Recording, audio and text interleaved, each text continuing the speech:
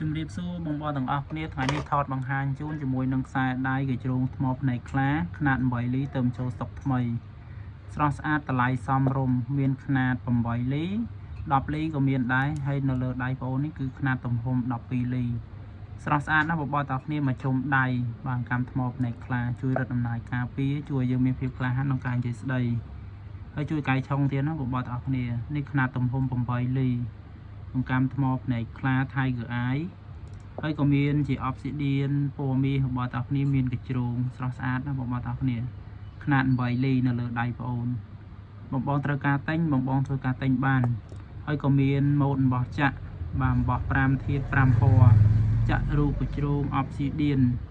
ពណ៌មាសរបស់តាគ្នាណាបាទ3ពណ៌មាសកញ្ជ្រោង obsidian ម៉ូដចាក់អំបោះ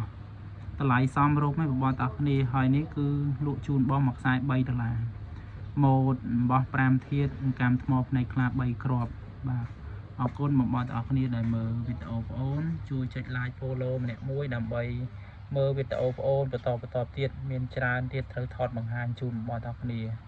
ជំរាបលាសុខសប្បាយត្រូវការទិញឆាតសួរបានណាបងប្អូនទាំងអស់គ្នា